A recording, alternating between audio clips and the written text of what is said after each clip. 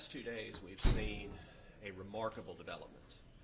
We have seen big tech, we've seen Twitter and Facebook actively interfering in this election in a way that has no precedent in the history of our country.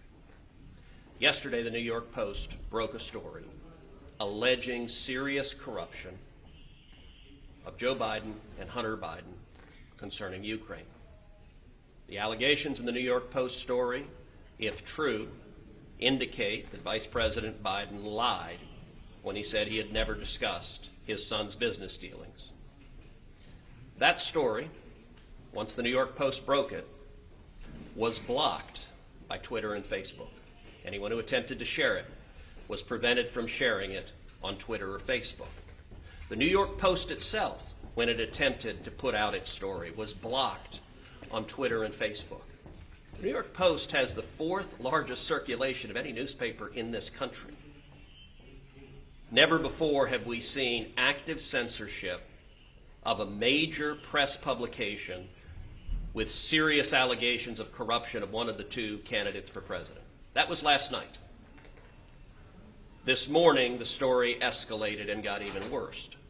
The New York Post broke a second story of a series of emails that indicate yet more corruption, in this instance, the Biden family receiving millions of dollars from communist China government officials.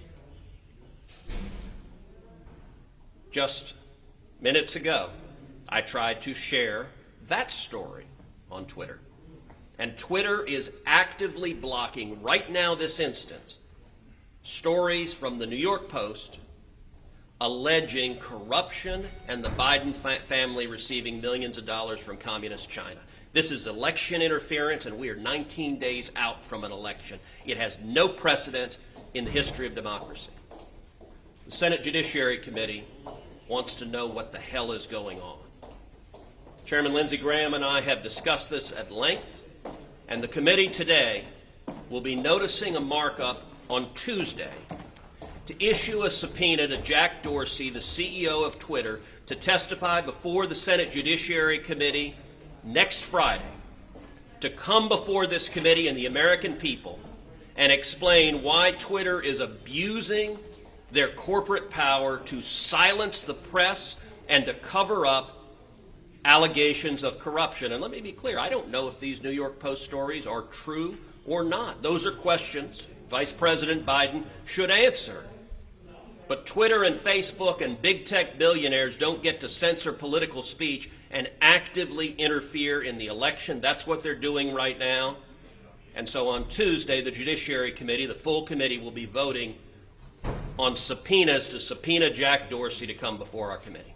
Can I ask a technical question on that? Can the Democrats delay that subpoena, or The Democrats can certainly raise procedural objections. They can try to delay the subpoena. I don't believe they will be successful. We are 19 days out from an election, so if the Democrats were to try to play procedural games to delay the subpoena until after the election, that would be obvious and transparently political.